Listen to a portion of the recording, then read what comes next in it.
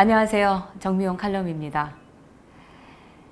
이 문재인 정권에서 벌어지는 일들은 아무리 얘기를 하고 비판을 해도 부족할 정도입니다.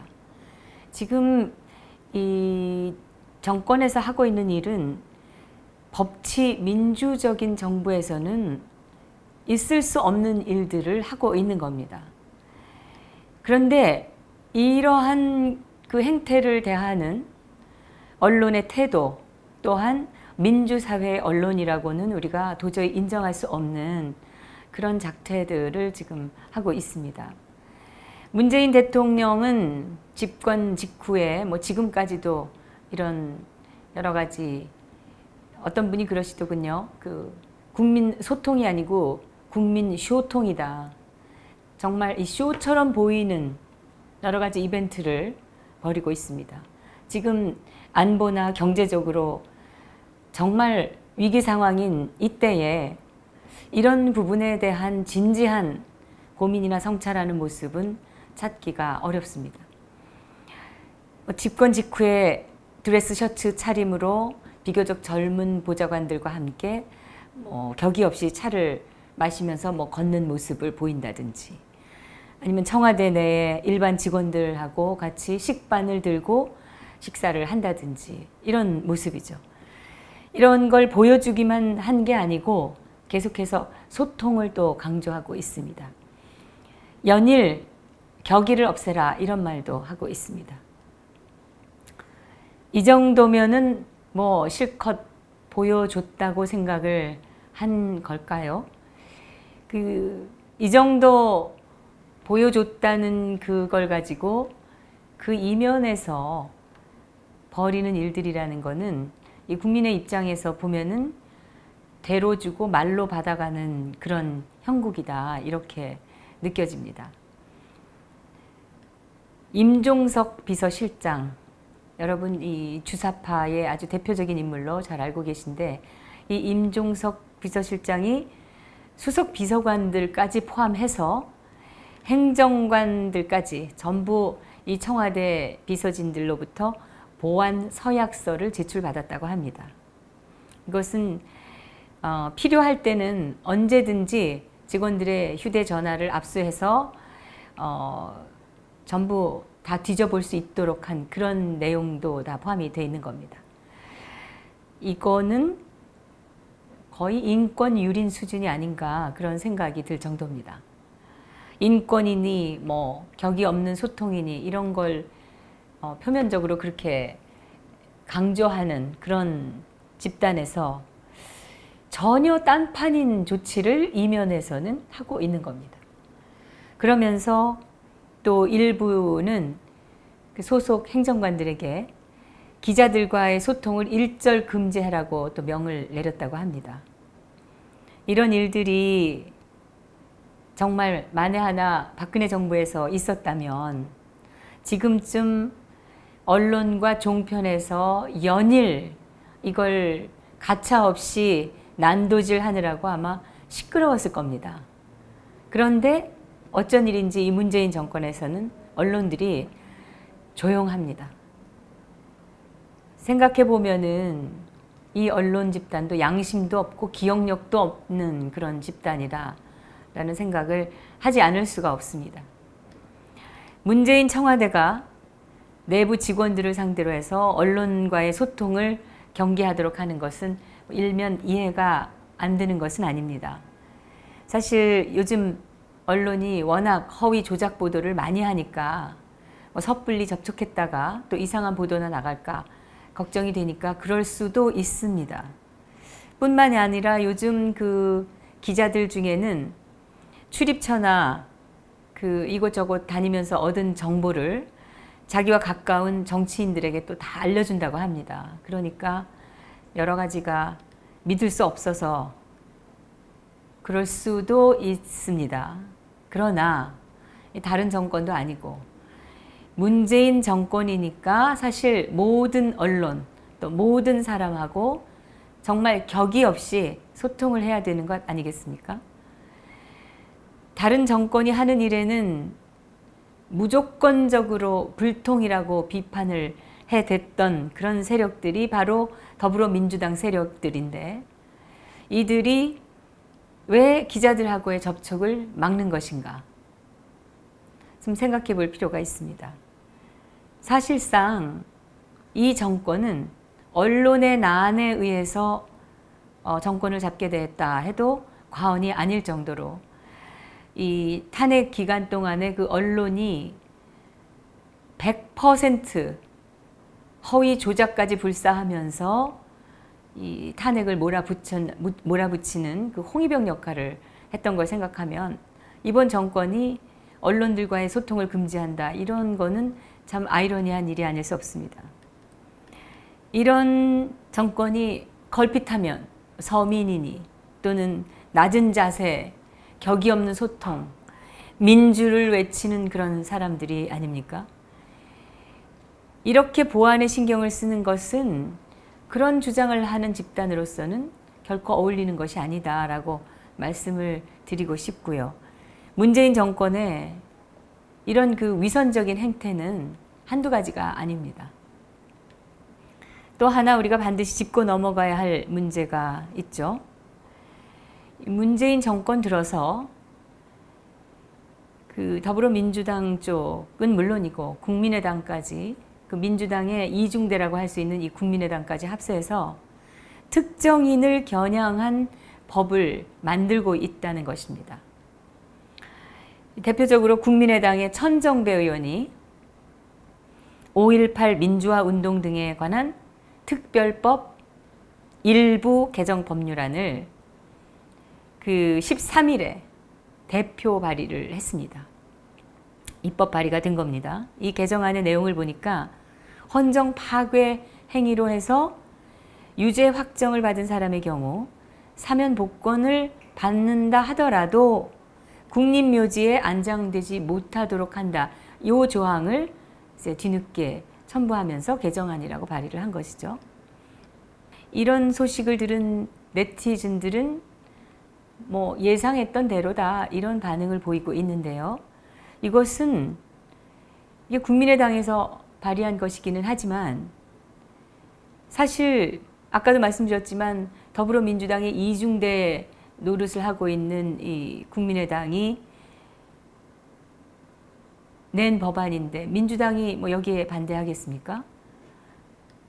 이 법안의 문제점을 우리가 살펴보면은 이게 한두 가지가 아닙니다.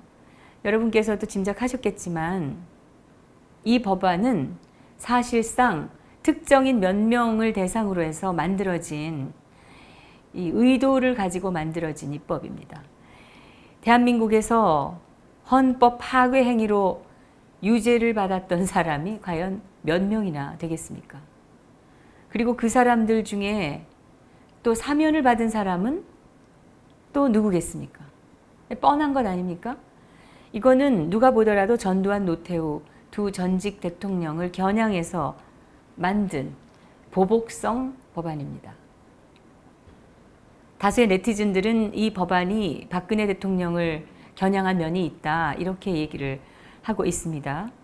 박근혜 대통령이 헌법재판소에 의해서 헌법을 수호할 의지가 없어 보인다, 또는 헌법 질서를 위배하는 행위를 했다, 이런 이유로 파면이 됐는데, 네티즌들은 그 지금 진행되고 있는 박 대통령에 대한 형사 재판에서 행여 유죄가 나오더라도 국립묘지에 안장할 수 없도록 하기 위한 술책이 아니냐, 이렇게 비판을 하고 있습니다.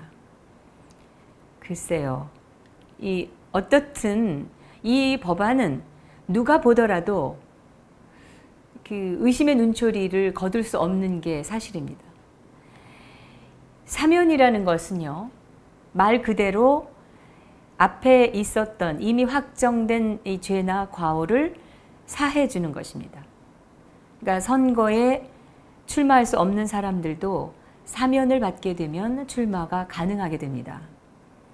그런데 사면을 받았다는 것은 죄가 없다는 것인데 국립묘지에 안장할 수 없도록 한다?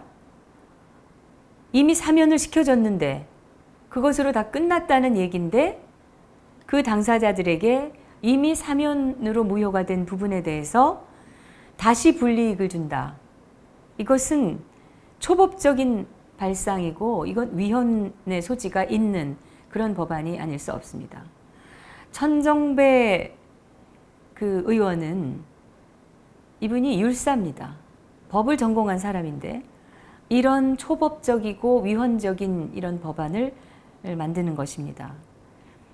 이 법안이 위헌의 여지가 있다 해서 헌법재판소에 위헌 제청이 된다 할지라도 지금 헌법재판소 소장으로 내정된 사람은 또 누굽니까? 김희수 소장 아닙니까? 그럼 이런 사람이 있으니까 나중에 위헌이 제청이 되더라도 뭐 그냥 무사히 통과할 것이다 이렇게 생각을 하고 이런 법안을 낸 것은 아닌가 하는 생각도 하게 되고요. 아니면은 또 이 지금의 이 난맥상의 이 대한민국 사회에서는 전두환 그리고 노태우, 박근혜 이 세 이름에 대해서는 아무렇게나 해도 된다. 초법적을 하든 인권 유린을 하든 괜찮다. 이런 발상을 한 것은 아닐까 하는 의심도 듭니다. 만약 그렇다면은 이 사람들이 대한민국을 이끌고 있다는 것이 얼마나 위험한 일인가 이런 걱정을 하지 않을 수가 없습니다. 이게 정말 더욱 그 악랄하게 보이는 것은 이 법안 시행 이전에 이미 국립묘지에 안장된 경우에 대해서도 이 법을 소급해서 적용할 수 있도록 이렇게 만든 것입니다. 이것은 한 가지 사안을 가지고 몇 번이고 자기들이 원하면 다시 심의해서 처벌을 할 수 있다는 이거는 기본적인 형사법 원칙에 어긋나는 그런 법이고요. 다시 말하면은 이미 이 고인이 돼서 무덤에 묻혀 있는 그런 분도 무덤에서 파낼 수 있도록 한 법안입니다, 이게. 이런 식의 이 법 소급 적용 이게 함부로 이루어진다면 이 대한민국 사회가 어떻게 되겠습니까? 위헌은 당연한 거지만 이미 무덤에 묻힌 사람을 사면까지 됐는데 파내도록 하는 거 이거는 사람의 할 도리가 아니지 않겠습니까? 아니 그럴 거면 애당초 사면을 시켜주지 말든가. 왜 사면을 시켜놓고 이제 와서 무덤에서 파내겠다 이런 발상을 하는 것인지 이들의 그 잔인함과 무법, 무대포 이 행태는 어디까지 가야 끝이 날 것인가 걱정을 하지 않을 수가 없습니다. 이 정말 무시무시한 법입니다. 그렇다면 이런 법은 과연 사면을 시켰던 김대중 전 대통령의 뜻이라고 할 수 있겠습니까? 그럼 이게 이런 그 초법적인 발상이 김대중 정신이고 노무현 정신입니까? 이것은 이 잔인하고 법을 무시하는 이런 오만불손한 자들의 복수심의 결과 이외에 아무것도 아니라고 저는 생각합니다. 도대체 5.18이 뭐길래 사면돼서 묻혀 있는 사람까지 다 파낼 수가 있단 말입니까? 어째서 김대중으로부터 사면된 사람이 김일성 3대보다도 더 고약한 평가를 받아야 하는 것인지 여러분 이런 그 무지막지한 법은 반드시 막아내야 되지 않겠습니까? 이런 짓거리들을 하고 있는 사람들이 지금 국회의 다수를 차지하고 있습니다. 문재인 정권 들어서면서 이런 무시무시하고 기가 찬 일들이 동시다발적으로 벌어지고 있습니다. 많은 국민들이 정말 정신이 없다고 말을 할 정도입니다. 이 정권의 인사검증 책임자는 다름 아닌 조국 민정수석입니다. 이 사람이 뭐 과거에 무슨 짓을 했냐 이거는 하도 많이 알려져 있으니까 더 이상 언급은 하지 않겠습니다. 근데 이 사람이 전에 어떤 얘기를 했냐면 위장 전입을 한 전력이 있는 사람은 공직에 임명돼서는 안 된다 이런 칼럼을 직접 기고하고 강력하게 조금이라도 하자가 있는 인선에 대해서는 무차별적인 그 비판을 해댔던 사람이죠. 그 이철성 경찰청장의 그 과거의 음주운전 전력에 대해서 아주 뭐 날선 비판을 하기도 했었고요. 그런데 지금 이 정권의 총리가 된 이낙연 씨는 물론이고 문재인 정권 장관 내정자들이 거의 비리 백화점입니다. 위장 전입은 물론이고 뭐 음주운전 당연한 것처럼 또 갖고 있고 논문 표절이며 세금 탈루에 부동산 투기에 뭐 정말 온갖 허접하고 그 이 사회의 대표적인 부조리인 그런 이 적폐 그런 범죄들을 다양하게도 저질렀습니다. 문재인이 후보 시절에 주장했던 그 5대 비리, 적폐 연관자는 무조건 임명해서 제외하겠다. 이렇게 얘기를 했고 많은 국민들이 기대를 하고 또 그것 때문에 문재인을 찍었던 사람들도 있을 겁니다. 그런데 그 얘기는 언제 그랬었느냐로 돌아가 버렸습니다. 어쩌면 그 하나같이 이 5대 적폐를 쌓아 올리고 살았던 사람들인지 정말 고르고 골라도 어떻게 이렇게 고르는가. 이거는 이 좌파 진영의 그 부패가 이제 뭐 예외가 없을 정도로 다 지금 만연해 있는 게 아닌가 이런 생각도 하게 되는데 이 자유한국당의 김명연 수석 대변인은 이런 논평도 했었죠. 이 사람은 아주 그 법무부 장관 그 후보라고 우리가 도저히 인정할 수가 없는 그런 언행을 한 그런 후보입니다. 이 김명연 수석 대변인의 말은 이 안 후보가 직접 아들에게 이런 얘기를 했다고 합니다. 그 아들이 이중국적이죠. 너는 아메리카라는 또 하나의 조국이 있다. 대한민국만이 너의 조국이라고 고집하지 않겠다라고 했다. 또한 이게 또 기가 막힙니다. 술자리에는 반드시 여성이 있어야 하며 없으면 장모라도 옆에 앉혀놔야 된다. 이건 또 무슨 망발입니까? 장모를 여자로 보는 겁니다. 이 이자가. 젊은 여자는 이제 중략하고요. 중간에 빼고 당당하게 매춘으로 살 수 있다. 이 법무부 장관 후보입니다. 이 사람. 또한 사내는 예비 강간범, 계집은 매춘부. 이런 정말 시정 잡배들도 쉽게 올리지 못할 그럴 얘기를 했다라고 그 자유한국당 대변인이 전했습니다. 그러면서 이것은 국가와 여성들에 대한 심각한 모독이다. 이처럼 삐뚤어진 국가관, 여성관으로 대한민국의 법 질서를 제대로 확립하고 검찰을 개혁할 수 있을지 의문이다. 그러면서 이 안 후보자는 법무부 장관 후보자의 자격에도 한참 못 미칠 뿐더러 최소한의 양심도 없는 인사다. 더는 국가와 국민을 욕보이지 말고 자진해서 사퇴해야 한다. 이렇게 비판을 내놓기도 했었죠. 근데 사실 이 문재인 정부가 치열한 반미주의자들 아닙니까? 대통령 비서실장이 지금 미국으로부터 입국 금지를 당한 그런 인물입니다. 하도 반미 활동을 해가지고.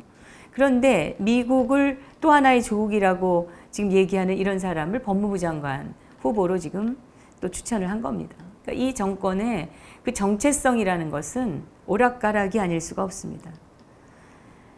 바른정당에서도 이렇게 얘기를 했죠. 예비 강간범, 사내는 전부 예비 강간범이라고 했으니까 예비 강간범 안경환은 물러가라. 안경환 후보자는 도덕성의 자질 검증 자체가 무의미하다. 그동안 다른 후보자들이 순간의 실수로 도덕성 질책을 받았던 것과는 차원이 다르다. 이게 맞는 얘기입니다.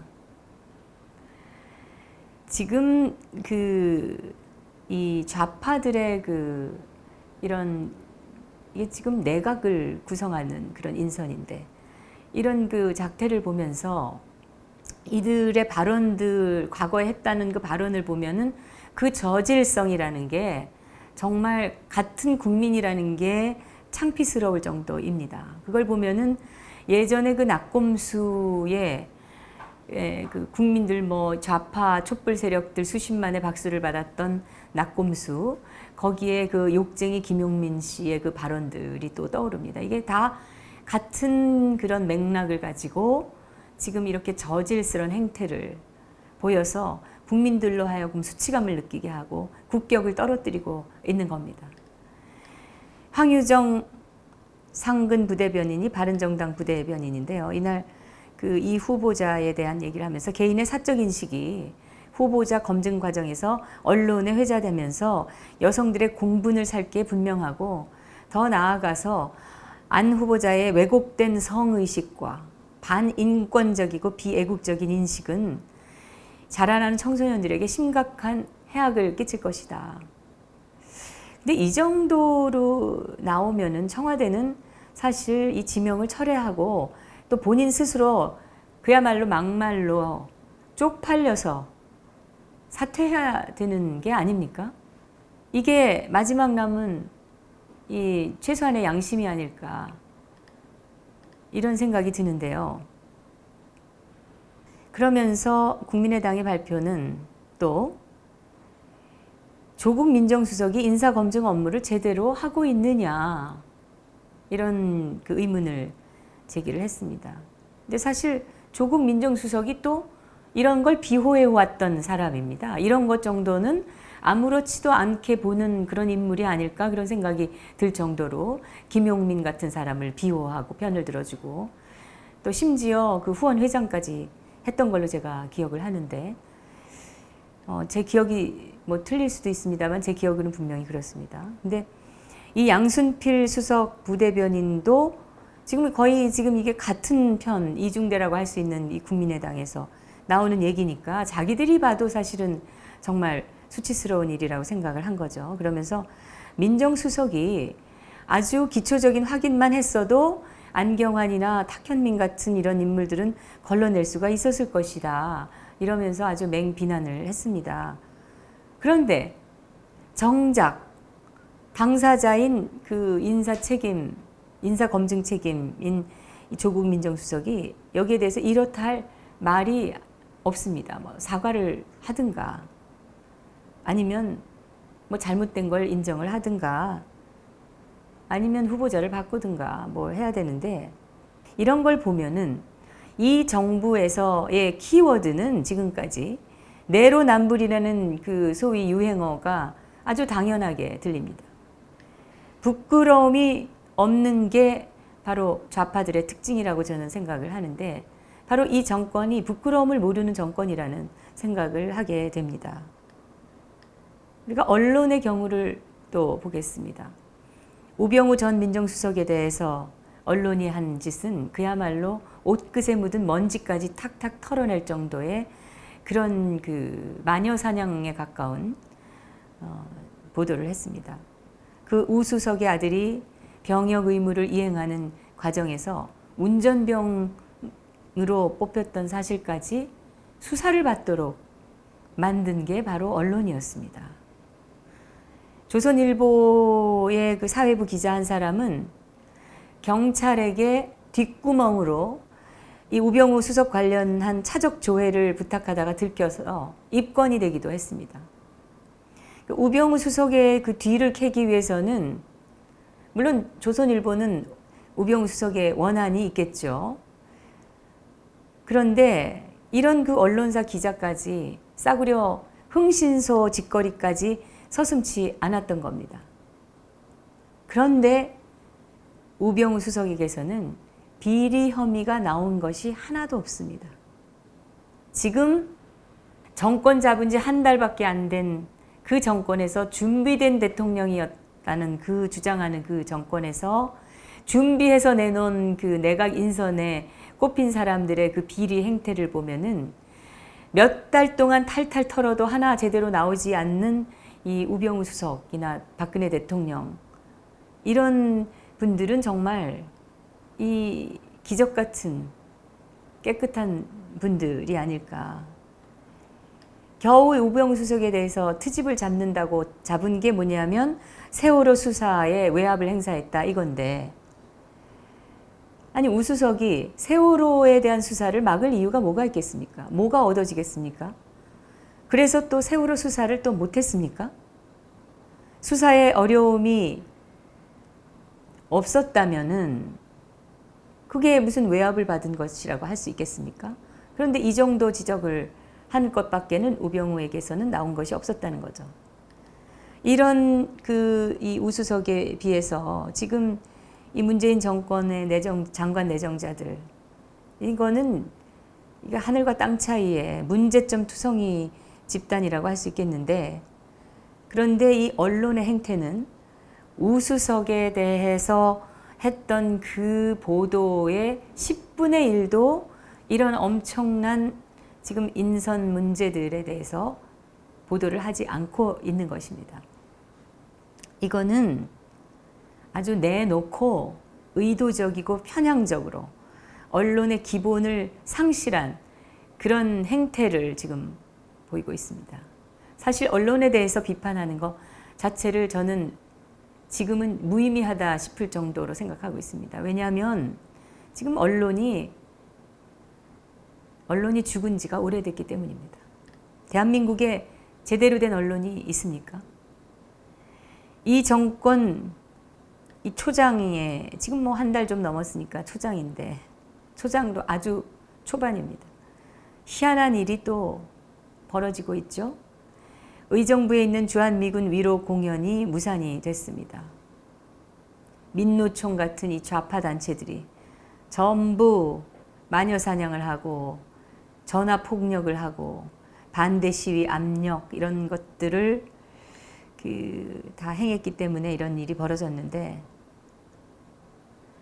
대통령이 소통을 강조하고 인권을 얘기하고 소방서에 찾아가서 휴가 가라고 명령까지 내리고 드레스 셔츠, 이 보통 셔츠 바람으로 젊은 직원들하고 그 연출된 차 마시는 장면을 보여주고,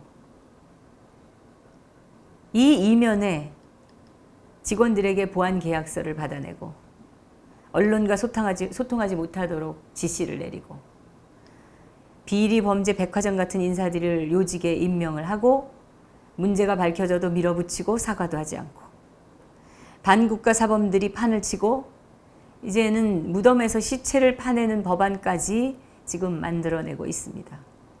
북한의 드론이 저 대한민국 남쪽 끝까지 날아와서 사드를 감시를 하고 대한민국 영공을 해적고 다녀도 거기에 대해서 통탄하거나 특별 수사를 내리거나 보안 경계령을 내리는 모습은 찾아볼 수가 없습니다. 이 문재인 정권에게 우리가 너희들 만들어줬다 라고 주장할 수 있는 게 촛불 세력이라고 보는데요. 이 촛불 세력이 계산서를 청구한 것이 아닌가. 바로 그 세력이 민노총을 비롯한 이런 좌파 언론 세력인데, 주한미군에게 축하 노래 한 곡을 못 불러주도록 입을 막는 이런 막가파 깡패 행태가 지금 대한민국에서 벌어지고 있고, 이들의 그런 어떤 이 마녀사냥 폭력을 두려워하는 많은 시민들이 공포 사회를 살아가고 있습니다. 사드가 배치된 국가시설 입구에서는 민간인들이 군 트럭을 막아서서 검열을 하고 경찰은 이들을 방관하고 있습니다. 이런 국가 정책의 실행, 운영을 방해하는 것은 당장 공무집행 방해로 현장에서 구속되는 게 당연한 건데, 지금 경찰의 삿대질만 해도 공무집행 방해라고 잡아가는 경찰이 이들을 방조하고 있습니다. 소통을 코스프레하는 대통령. 고양이 변을 치우는 동안 국민의 불안과 걱정은 커지고 이 사회는 불신과 공포가 깊어지고 있습니다. 이게 바로 문재인 정권에서 불과 한 달 남짓한 이 정권에서 벌어지고 있는 현상입니다. 내일은 또 어떤 일로 우리를 놀라게 할 것인가? 하루하루가 기대가 아닌 우려 속에서 시작되고 있습니다. 정미용 칼럼이었습니다.